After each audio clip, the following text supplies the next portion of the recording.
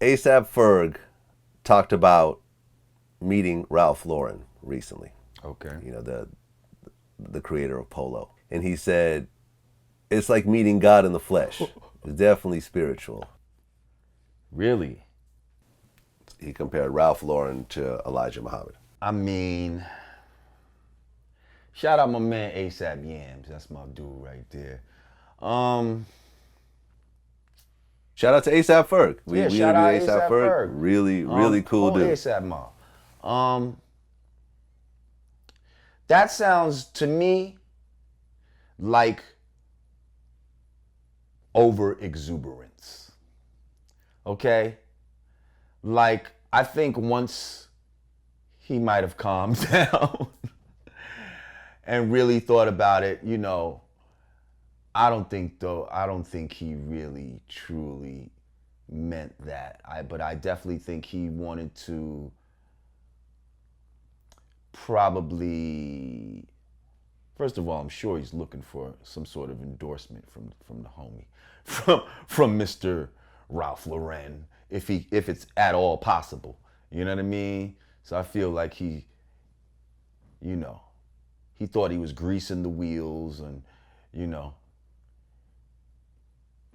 if anything, you know, maybe he's trying to get free Polo for life. I don't fucking know, but I think that's some shit where, first of all, he's young, and he was just trying to say some shit to try to articulate how big he felt it was to meet Ralph Lauren for him.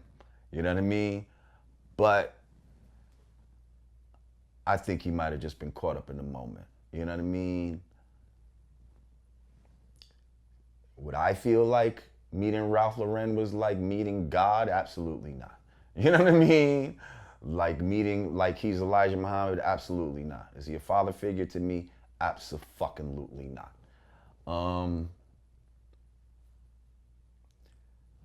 But I can only theorize as to why the young man would say something like that. Ralph Lauren is a fashion icon. You know, one of the greatest fashion brands of all time that has endured. I don't remember Ralph Lauren ever not being hot in my lifetime. I do. Well, I remember when he first came out, because before you really heard of Ralph Lauren and Polo, there was like Jordache and Sassoon and shit like that back in the days. Right. Those were the first designer jeans, really. Gloria Vanderbilt. Those were the first. Well, but those were jeans, though. Ralph came out really the polo shirts, like, you know, the shirts, the little horse. Right, but that he wasn't. never I really don't was think big that in was out jeans. yet. You know what I mean? Because the real, I mean, from what I remember, if it was out, we wasn't fucking with it as black people yet.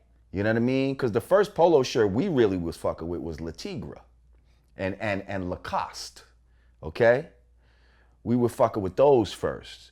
Then I forget around what year the polo really started to get popular within the black community, but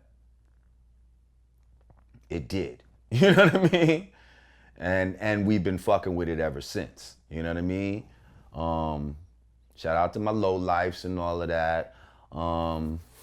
Right, I mean, actual gangs formed out of Yeah, that's what I'm saying. Gangs formed out of people's fucking love polo for polos. shit. Yeah, Yeah. I mean, for those that don't know, you know, from what I do understand about what I do know about the whole low life gang in New York is they would go into major department stores 100 deep, steal all the polo off the shelves, and just walk out of the store with like, you know, $50,000 worth of polo. They used to go on boosting punch out the trips. security guard. Like after all the Yeah. you know, they hit all the malls in the New York tri-state area. Then you might go down to Philly or DC and you see like Right. 50 low lifes from BK in the mall in DC. You're like, what y'all niggas doing here? Yeah, we down here. We about to hit these motherfuckers. You know what I mean? What I'd like to say by illustrating this fact is that people were looking at polo almost as a religion.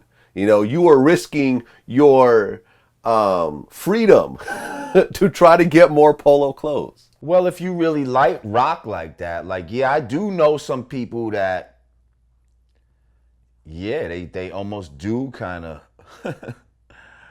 worship Polo. Like, they got Polo shit that you never even knew that Polo would make and shit.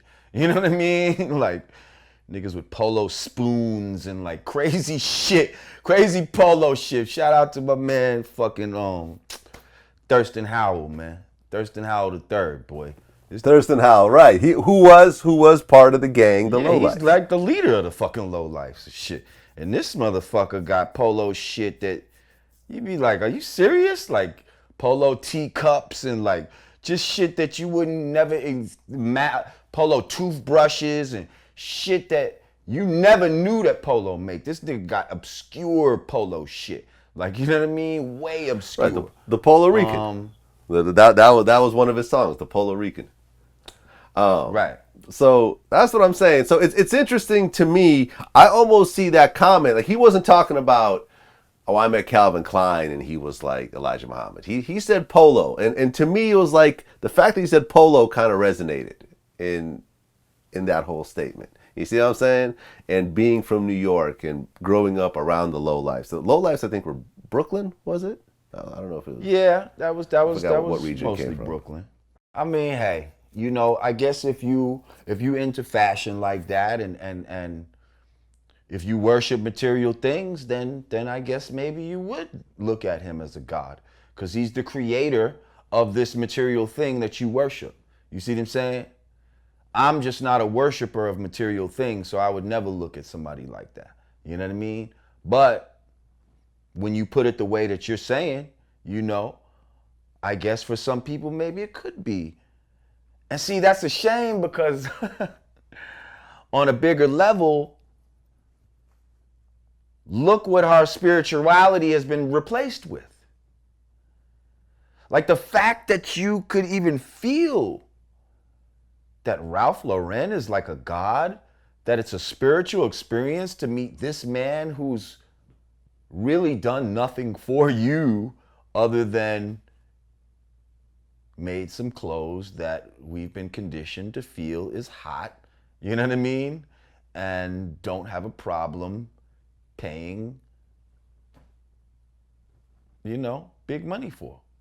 And I mean, I'm a low head too. Like I'm not a low life, but I've been fucking with Polo for the longest time. Like I've had some got Polo drawers on right now, Polo belt. Like, you know what I mean? Like I fucks with Polo, but at the same time, I'm not, you know. Yeah, I would never think that in my mind, but whatever, you know. It just goes to show where we're at, though, as a society, you see, and especially our youth. Like, you know, if all we have today for kids to look at to compare to Elijah Muhammad is Ralph Lauren, damn, we in a pretty bad way then, yo. We got to do something, because that's not, you know, in no shape, form, or fashion is this man even close to an honorable Elijah Muhammad.